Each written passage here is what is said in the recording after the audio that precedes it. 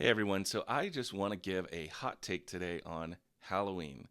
Every year, there's so much chatter, discussion, things going around about don't do trunk or treat or don't let your kids do this thing. And we need to talk just a little bit about what Halloween actually is, what it isn't, what it means for us. So here's my short hot take. When I was younger, when I was a kid, I watched horror movies. I was very interested in darkness and fear, and I remember that caused a lot of issues in my life. Like, I do believe there's actual spiritual oppression.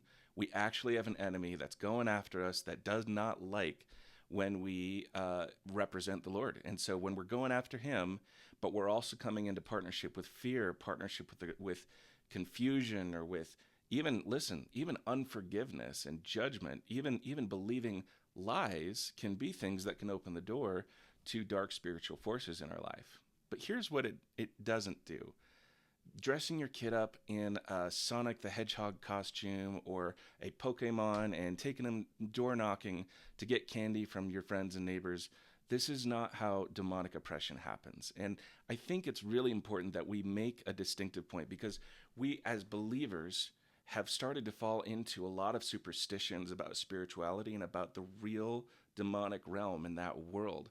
And so we've got to be able to say, biblically, what's actually going on. Now, yes, we can come into agreement with the enemy, attacks can happen, things like that, but your kids aren't going to accidentally become oppressed by a demon because they go to a trunk or treat or because your church holds a fall festival.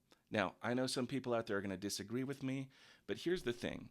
Titus 1:15 says, "To the pure all things are pure, but to the unbelieving all things are defiled." And so there's something about the level of faith that we have. Paul even applies this to whether or not you can eat food that was sacrificed to an idol. For some people, he's like, this isn't a big deal, it's fine. But for those who believe that it's wrong, it actually would become a sin to them. So Paul's actually differentiating not on the actual practice, but on the faith of the person. So, in other words, if I believe that the enemy could have access to me when I do something, then I shouldn't do that thing, because in doing that thing, I'm actually putting my faith into opening a door for the demonic. But we're not victims.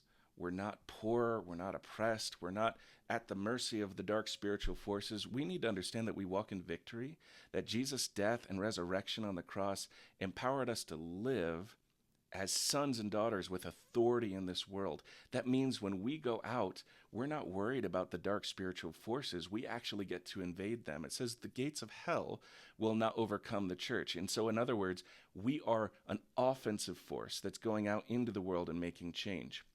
So here's my hot take. Have fun with your family. Don't make it weird. Don't make it about fear. Don't make it about darkness. Don't make it about witchcraft. Don't do the obvious things, okay? But do make it about fun. Let your kids wear a costume.